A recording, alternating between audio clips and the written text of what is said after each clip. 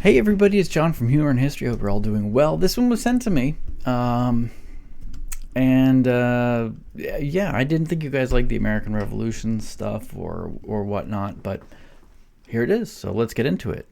George Washington was hardly a singular military genius. By the way, this is the 10 uncomfortable truths about the American Revolution. About 5 minutes in, they finally get to the first one. So, he was not a military genius. He was a great organizer. Military genius. George Washington is probably the most popular and non-controversial American in history, and for very good reason. He presided over the revolutionary forces as they sought freedom from Britain. He managed to keep up the morale of his men throughout extreme adversity. He pulled off a couple of very clever sneak attacks and overall managed to ingratiate himself so much with the people and he got lucky. They practically begged him to be president afterwards. Indeed, many people were disappointed when he did not seek a third term, setting a precedent that would last until it was finally broken by the Roosevelt family with an attempt, and then finally with a success at winning a third term in office. However, while today most people in the United States consider him one of the greatest military minds of all time, many historians actually beg to differ. The truth is that George Washington lost way more battles than he won, and he spent most of his time running away from fights. His most famous victory, the crossing of the Delaware, was a sneak attack that would have failed if not for a British commander disregarding a warning notice. Indeed, his most famous victory was a combination of luck and enemy ineptitude. George Washington did a good job of keeping up morale and setting an example for the entire country, and he was very good at keeping his army from being pinned down or captured. However, the real credit for the genius military maneuvers in most historians' minds goes to generals like Nathaniel Greene, without whom the war effort would have likely been totally lost. Number 9. So the only thing I take issue with there is the sneak attack part. I mean, it's an attack. There are many different kinds of attacks, and makes it sound like he did get extremely lucky. I mean, that's what a sneak attack is. I mean, you kind of, you do your homework, you do the best you can. He did not win many victories at all. But what he did do was he kept the military together. He kept the army together through defeats, a series of defeats, and he was able to keep things going.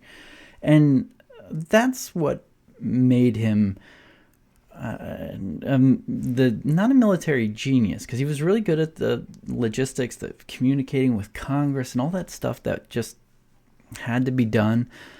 But he was not a good strategist, not at all. He was, as a matter of fact, he was like a colonel in the militia, way back, I think in the French and Indian War. And that was the extent of his experience. And it was like one battle, and he didn't do a great job at all.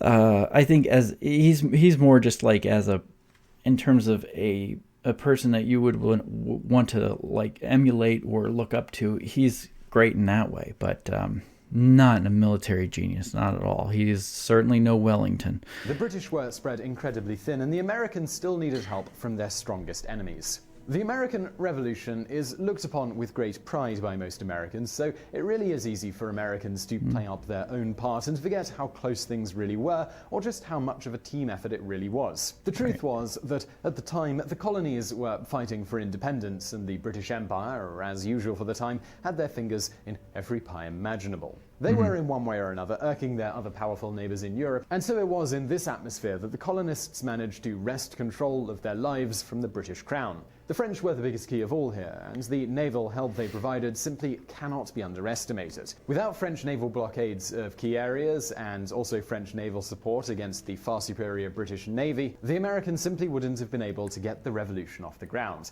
The Spanish also played a very big part by having a second war front against the British. This spread them even thinner, and it made it harder for them to focus all of their energies on their colonies, especially in America. Much of the support that came from Europe for America was negotiated very carefully by Benjamin Franklin, whose deals in Paris may have single-handedly tipped the balance to win the colonies their freedom. Yes, that's very true. If it were, the U.S. would not have won on its own, period. George Washington's job was essentially to hold out long enough, maybe win a battle, which ended up being Saratoga. It wasn't even him. And then get support for what they called the cause. And all that meant was getting together with British enemies, you know. And I mean, and then later on, we almost went to war with the French, like literally almost right afterwards. So that was that. It was a holdout kind of thing. And Benjamin Franklin, who is still today regarded as a very interesting figure, especially a world figure. He was revered by the French and the English, but he did end up getting funding through a lot of sex and lovemaking from the French. Yeah. Number 8. The American Revolution was not nearly as popular at home as you might think. The American Revolution today is probably the most well-regarded historical event in the history of the United States, and you couldn't possibly find a person alive in the country who would criticize it. For this reason, especially due to the very exuberant history that most Americans read, most of them figure that people were just itching to get out and fight for the cause of freedom. Yeah. However, the truth is that things were almost entirely the opposite. Now, when the war first broke out, there was quite a rush of volunteers, but the enthusiasm, it didn't last very long. Life as a soldier is grim and it's brutal, and many of them had farms back at home that they were afraid would languish and fall into ruin if they weren't around to tend to them. As the war started to drag on, Washington despaired of getting enough men by voluntary enlistment and started suggesting that Congress instate a compulsory draft. While Congress did not instate this nationally, many of the fledgling states were already flexing their muscles to force people to join if enlistment quotas were not being met. However, lots of cash bounties were also offered, including land offers to sweeten the pot, as many soldiers admitted they only joined for the big payout, as they saw it as a way to move up economically. Also, there were still many British loyalists, known as Tories, living in the country, and they were not interested in fighting against the crown that they still had sentiment for. The fight for freedom from England would mostly benefit rich landowners, so your average poorer loyalist would have little reason to take up arms against his old homeland. Perfect, exactly. You had to be a rich landowner, and that's how you would not have to pay your taxes, really. Yeah, so it was what I've heard was the rule of thirds. A third were pro Great Britain, a third were indifferent, and a third were for the war. Now, or the revolution, breaking free, and if you take those ones that were for the revolution, there were not very many that were willing to fight at any given time, except in the beginning when it was all new and exciting and whatnot. But yeah, that was that.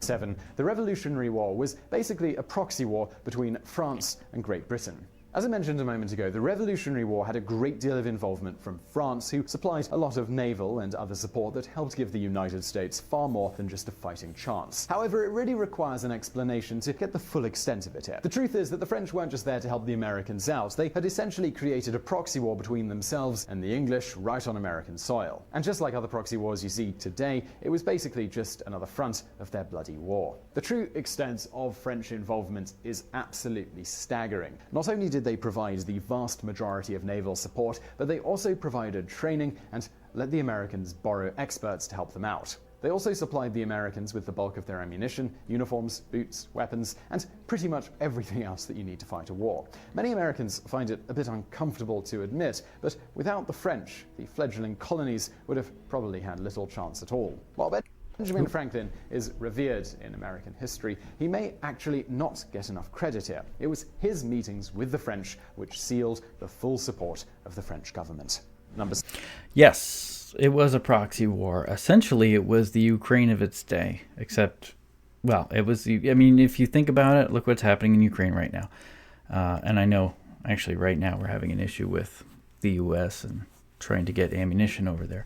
But if you think about it, we do, the U.S. and Europe, we do supply Ukraine with a majority of what they have to fend off the Russians. As a matter of fact, as we speak, Andivka was just taken by the Russians.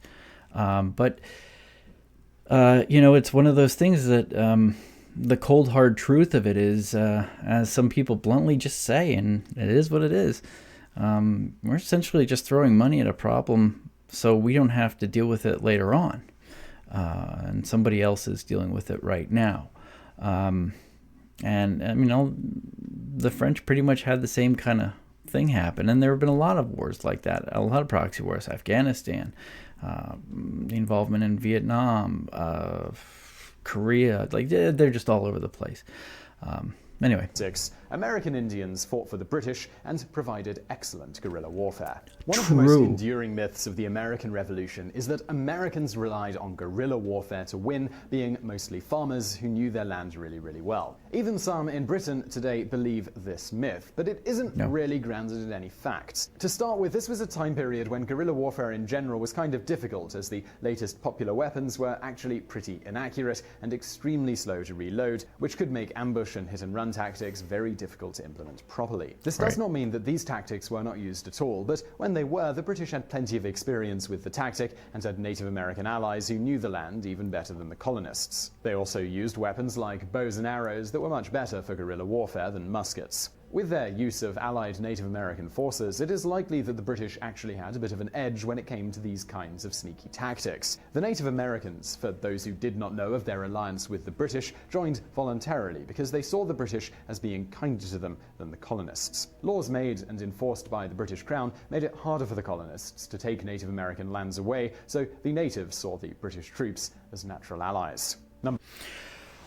This had a long-lasting effect, and over here, it actually, when the government, I think it was in the not in the Constitution, that it was, well, put it this way, Americans did not like the natives, did not get along. British did, so did the French, and if you look at all the wars in this time period, the Native Americans, they did choose a side, and it was almost always against the Americans or the colonists.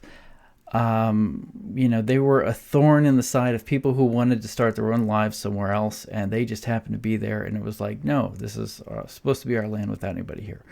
The Native Americans, Tecumseh and Braddock in War of 1812, were very much against the U.S. And matter of fact, they were going to give all of Michigan, which is where Detroit is in that area. That was to be promised to the Native Americans. But we weren't even like quiet about it. We apparently did not like the Native Americans, and so most of the things about America and the way we treated the natives, 100% true. Most of it is true, I should say. Before that, disease did a lot, but afterwards, yes, we were very sneaky about it. Number 5. No taxation without representation really only applied to rich white landowners. Yep. The most famous reason for the American Revolution is that well-known line, no taxation without representation. Yeah. The argument was that it was unfair for the British to heavily tax the Americans when they didn't have proper representation in Parliament based on their value to the British Crown and their size. Right. This was really the main basis for the Boston Tea Party and the American Revolution at large, but as we mentioned, most common folk didn't see very much reason to be excited about joining after the initial euphoria over freedom. The reason most people weren't particularly enthralled by this idea is that the Founding Fathers really were only looking to get more rights for the citizens who already basically had a vote in the colonies to begin with. For starters, this was a time when women couldn't vote anyway, the colonies were at war with the natives, and black people were enslaved. On top of that, to vote, you were also expected to own land in almost all of the colonies, even if you contributed significantly to your local economy in some other way. Yep. After the war, almost all the colonies started to realize the hypocrisy, and eventually it changed state by state so that any free adult male who paid taxes could vote. Suffrage for various other groups would, of course, come, but much later. Number 4. Yeah, that's pretty much the way it is. Isn't all war, a rich person's war fought by people who are poor? Isn't that, that describes almost every war, so. Americans consider the founders Christian, but many were deists or Masons. Yeah. The founders are perhaps most beloved of all among the Christian right in America. This is actually kind of strange, because if they had a truly accurate picture of these men's beliefs, they may not find them so endearing. Many of the founders called themselves Christian, but if you read their writings and philosophies, many sound more agnostic. There were also a lot of openly deist thinkers among the founding fathers. The idea of deism is essentially that God created the universe and then stepped out of the way and only gets involved on a largely cosmic scale. So essentially he's not going to step in and make a tornado or prevent someone from dying from malaria and so on and so forth. Right. Some thinkers today believe that deism is hardly any different from many forms of atheism. Indeed, it is possible that back in the day this was simply a way for an atheist to fit into society in a way that they could still explain their beliefs. They could affirm to others that they did believe in a just and a loving God, but that God didn't intervene in petty human affairs. This could also be because many of the founding fathers were high-level Masons, and it has been speculated by many historians that these Masonic connections may have been what helped Benjamin Franklin set up his most important diplomatic meetings in France to begin with. To be a Mason, you still had to be a Christian of some kind, although not a Catholic, so deism may have been a mushy way to ingratiate yourself enough with the Masons in order to join them, even though you only wanted in for the brotherhood and the power, not for the religion that you didn't necessarily believe in. It always killed me that at the end of every speech, an American president will say, "God bless America, God bless the United States," whatever. Why America? Is God for borders? Doesn't he like all mankind, or is she, whatever? I mean, it kills me that people still say that, and it resonates with people all the time. They buy it all the time. I don't get that. I don't understand that. But when it comes to the founding fathers, a lot of them were atheists. If you look at Thomas Jefferson, he wrote the Jeffersonian Bible. He took the Bible and wrote it without any miracles in it. You know, any miracle, any magic, anything that couldn't be really explained, and he rewrote it. They were just enlightened thinkers. They questioned a lot of things.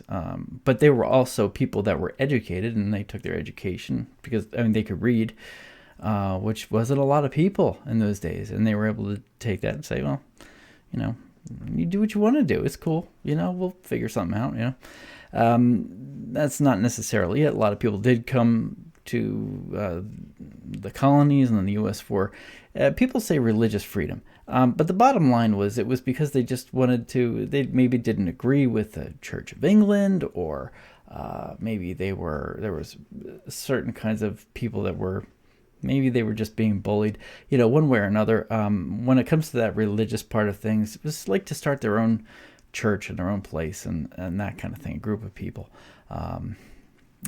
Number 3, King George III did not put extra taxes on the colonies just to be a big meanie. True. King George III is infamous in the USA as the evil tax-levying king who unfairly tried to tax the American people into oblivion without even offering them representation in Parliament. Most Americans don't really know much about this point in history. No, they don't. And assume that this guy was just a ruthless tyrant who wanted to take their money and give them nothing in return. However, the truth is that, as is often the case with history, things were a good bit more complicated than many have been led to believe. Just a few years prior to the beginning of the serious tit-for-tat over increasing taxes, the British were fresh off barely winning the 7 Years' War. For those who aren't too familiar, it was a so-called all-continent and all-world power-encompassing war that many historians now refer to as World War Zero. I thought they called it World War One. One. The declaration of war started with quite a lot of skirmishes in the Americas, which was the beginnings of what Americans now know as the French and Indian War. However, Americans tend to be a bit insular in their thinking, and most don't know that once the war truly got into full swing and all other declarations of war were official, the French and Indian War was just one of many bloody fronts all around the world. And especially during the lead up to the full war,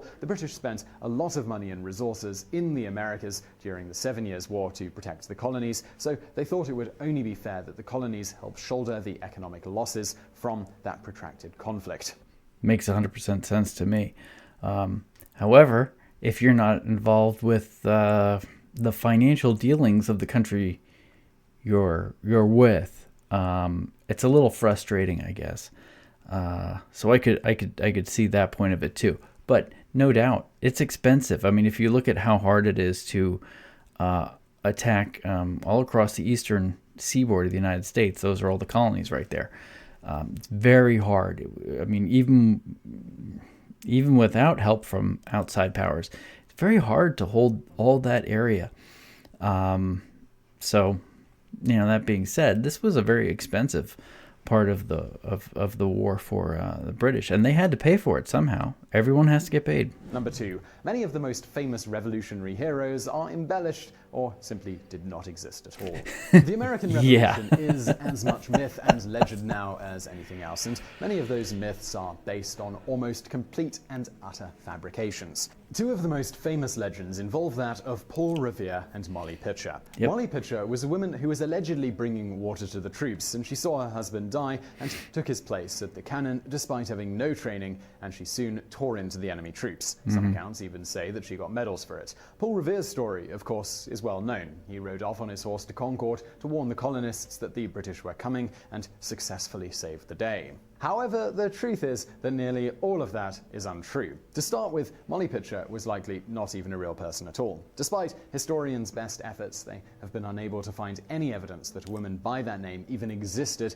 in all first-hand accounts. The only stories about Molly Pitcher were written about 100 years later, which makes them rather suspect as factual stories. There are a handful of first-hand accounts of women getting involved in battle during the Revolution, but none of them match her story. As for Paul Revere, he did ride his horse in an attempt to warn the colonists that the British were coming, but he was one of many. Indeed, he was one of 40 people who rode to warn the resistance. Indeed, as a matter of fact, he wasn't the most effective messenger either, as he was temporarily waylaid by the British, and the one to reach Concord first was another person called Samuel Prescott. Number 1.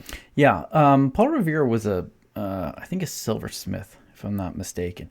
He was just the most well-known of the people, and it was a poem called Paul Revere's Ride.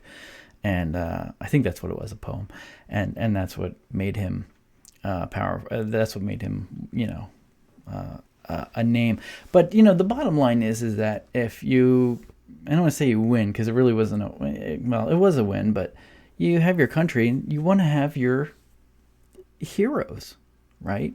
Molly Pitcher's a great hero, heroine, that you could say, and Paul Revere. You just, it's the way things go. It happens all the time. The Revolutionary War did not actually end officially even after the surrender at Yorktown. Yeah. It was a historic day. On October the 19th, 1781, the colonists, with the help of France, had won their independence from Great Britain. The British general Cornwallis had surrendered at Yorktown to George Washington and the Marquis de Lafayette, and the colonist fighters couldn't be happier. Most Americans today think of it as the end of the war and the beginning of freedom from the crown, but the actual war didn't end until 1783. The truth is that while Cornwallis had the right to surrender his troops and army to a certain extent, he didn't have the authority to permanently halt all conflict between the fledgling United States and Great Britain. Indeed, that power lay with King George III. The king was reluctant to first completely cease hostilities and did not withdraw his men or order an end to the war. It wasn't until the Treaty of Paris in 1783 that the war officially ended. Even then, British soldiers didn't hear about it for a while because news traveled really slowly back in the day. For this reason, there was a solid 2 years of fighting, especially in the early American South, between the British soldiers and the fledgling colonies. There were also lots of naval skirmishes as well, since the king had not yet called for his navy to cease hostilities against the colonies. The king did not want to end the war at first, even though it had been a huge failure for Great Britain. Indeed, he even considered abdicating his throne because he could not keep the colonies under British rule. Yeah, that's true. And then what actually followed after that was you had I forget, it was like a year where you could, if you were a loyalist, you were given safe haven to go up to Canada. Make your choice. Basically, it was make your choice time after you decided. Make your choice. You can stay, be an American, or actually it was actually the states that had the power at that time. So you choose to be a Marylander, okay, or a Marylander. I'm going to be a Virginian, because that's how they started out. The first president was actually, there were something like 12 or 13 presidents before George Washington, actually. They were just as the head of the Senate under the Articles of Confederation. So the states had the power. So you choose which state you wanted to go to. or you left. And then actually that was pretty much it. So yeah, I'll stop rambling. All right, guys, I'll talk to you. Have a good one. And I'm probably looking at maybe 2 a week at this point, the way work is going. So see you guys later.